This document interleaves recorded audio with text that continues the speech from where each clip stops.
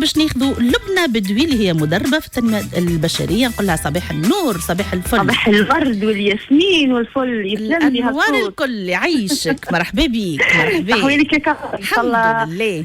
صباحك زين وان شاء الله كله خير يا ربي. امين يا ربي. ان شاء الله نهارنا واياماتنا الكل خيرات وبرشا حاجات مزيانه ان شاء الله. كيفاش السؤال كيفاش نغيروا من انفسنا؟ قلنا باش احنا نتاقلموا مع الناس الكل وباش نجموا نتفاهموا مع بعضنا. ترى مرحبا بكم. التغيير وما أدراك ما التغيير. لا يغير الله ما بقوم حتى يغيروا ما بأنفسهم. صحيح، حتى يغيروا هم رواحهم. صحيح. التغيير يا كوثر يبدأ من الداخل. ما ثم حتى بوابة من برا باش تتحل. بوابة التغيير الحقيقية تفتح من الداخل. وقت اللي احنا نقرروا انه احنا يلزم كل شيء يتبدل معانا، يلزمنا نتبدلوا من داخل، يلزمنا نشوفوا روحنا بالكدا، نقدروا ذاتنا بالكدا، نفرحوا ونكونوا ايجابيين. كل شيء ايجابي في حياتنا يعمل ديزوند ويمس كل شيء ايجابي، ومهما كنا نيجاتيف راهو مش باش ياثر علينا، خاطر احنا في الاصل بدلنا الميكانيزم نتاعنا للبوزيتيف. ما دامنا بوزيتيف كل شيء نمسوه يولي بوزيتيف. علاش احنا نقولوا للعباد برشا، نقولوا لهم حاولوا ما تخرجوش كلام خايب. حاول عس على كلامك، شوف اختار الكلام نتاعك مهما كان الانسان المقابل، مهما كانت الظروف، مهما كانت التحديات. حاول تحكي بوزيتيف مع روحك، حاول تقول انا قادر، انا نجم، انا مادام ربي وصلت. هي اول رحله في حياتنا كوثر ديناها بنجاح. الخلوط تعرفوا معه احنا وقت اللي نكونوا مجرد حيوان منوي، في بالكم معه شنو اللي يصير معانا؟ اللي يصير معانا انه احنا لولانيين خلطنا. يمكن تفهموها هذه. يعني انت قدرة النجاح والوصول راهي جات معاك من اول وجودك في هالدنيا هذه. وقت اللي نحاولوا باش نمشيوا ونقفوا على ساقينا، مهما هما حاولوا معنا، لكن الخطوة الأولى حتى حد يعملها معانا، احنا عملناها وقفنا على ساقينا.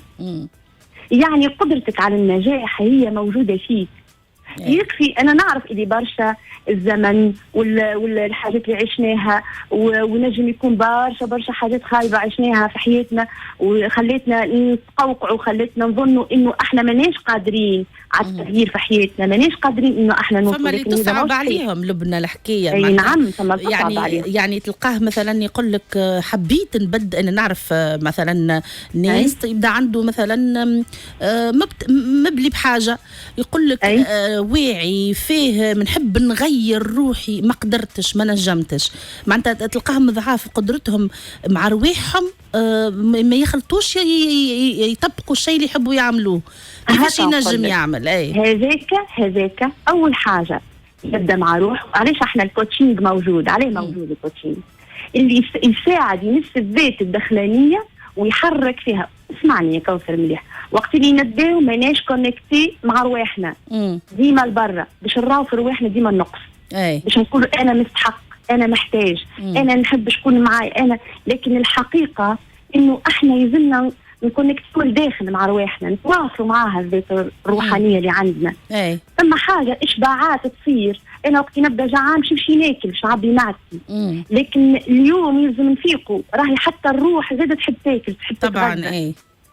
فيلزمني نعدي الميساج الروحي بشويه. التغيير ما يجيش في لمحه البصر، ما يجيش، ما عنديش عصا سحريه انا باش نغير، لكن هو التزام، هو قرار وخيار ومسار نمشيو فيه. ما تراش اللي بعض الناس اذا ما ينجحوش في الحكايه هذه يستحق المدرب تنميه بشريه كيفك مثلا انت، باش هو معناتها يلقى شكون يعاونه، خاطر وحده. فوالا معناتها اللي يبدا يجرب وما نجحش يلتجأ لشكون مختص في الحكايه هذه باش يعاونوا. هذا اللي نحب نقوله، خاطر راهو انت وحدك ما تنجمش، اما كي تشوف انت شكون مختص ويعاونك وتلقى روحك انت تسمع منه المعلومه الصحيحه، ممكن ياسر تنجم تخرج من الطبيعه اللي عندك اللي تحب تغيرها، والا العاده اللي عندك، والا اللي هو صحيح كلامك. علاش؟ لانه كل شيء خذيناه في حياتنا وتبرمجنا عليه تحت مستوى اللا شعور، السيب كونسيونس نتاعنا. ولذا عمليه التغيير راهي ما تجيش من برا، لازمنا ندخلوا لك السيب كونسيونس هذاك ونغيروا البرمجه اللي احنا نشأنا عليها. برشا حاجات اثرت فينا قاعده داخل. ما نجموش فجاه نقوم انا افيك لي ميساج اكا هاو باش يتنحاو، لا، انما هي تحب لها خدمه مع مدرب، مع كوتش، مع انسان مختص اللي يشرف على هالعمليه هذه. لكن احنا الحمد لله معناها اللي قاعدين نمسوا فيه في حياتنا مع الناس انه الناس توصل تتغير 180 درجه. اي كي يقبل هي شنية العمليه؟ الشخص اللي يحب يغير من نفسه ولا طبعه ولا كما قلنا عاداته، اللي يحب الخايبين بطبيعه الحال اللي يحب ينحيهم، يلزم اول حاجه كما هو يتمنى انه يتغير، ما نجمش معناتها القابليه موجوده، يقبل زاده تدخل الكوتش معاه في الحاجات هذه. يقول انا باش نمشي لشكون مختص يقبلها في مخه. هذه اللي يمكن الخطوه الاولى بالكشي. هذيك اول خطوه، انه هو يقبل اول حاجه الساعه، يتقبل ذاته كيف ما هي. انه انا عندي بروبليم وراني انا قادر اني نخرج منه البروبليم هذاك. هذه اول حاجه، اول خطوه.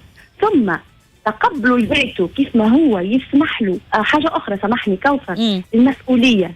احنا عاده ديما نلقيو المسؤوليه على غيرنا، بسبب الظروف، بسبب التربيه، بسبب ديما نحطوا الاسباب ونلقاوها الكل خارجيه. لكن اهم سبب مباشر يلزمنا نقولوه ونعلن عليه عمليه التغيير. كي نبداو نغيروا يلزمنا نعترفوا لرواحنا انه انا السبب اللي انا فيه. حتى حد ما هو مسؤول على اللي انا فيه. وقت اللي نقولوها ونقروا بها يبدا التغيير بشوي بشوي يمشي معانا، بشويه بشويه، لانه فماش حاجه زي سحريه هابطه نسمع. كل شيء نشتغلوا عليه، كل شيء. وياما ناس جاونا. وفما حتى شيء صعيب في الحياه اذا كان انت عندك العزيمه. بالضبط، العزيمه هي المطيه، هي الجواد، هي سيدي، هي الكرهبه نتاعنا. العزيمه هي اللي نحطوها مع الاصرار اللي هو الوقود نتاعنا باش نمشيو في هالحياه. مش حاجه كوثر في الحياه هذه ما نجموش نبدلوها ولا نغيروها. كل شيء يتبدل. بالضبط. ننزل على فلسه انه انا راني قادر. انا خلقت في الكون هذا، نعمل كان على ربي سبحانه اللي خلقني.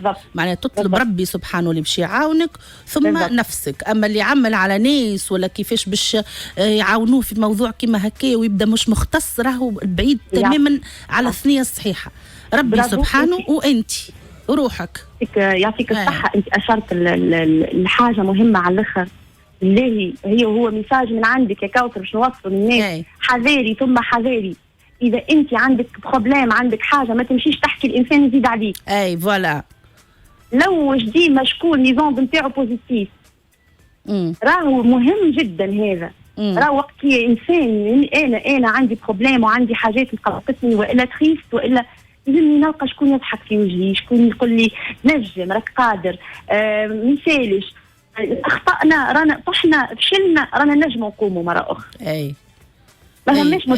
اكيد ما فماش واحد يتيح وبعد ما ينجمش يقف. لازم بقدره ربي يعاونك باش تقف وتكمل فيتك.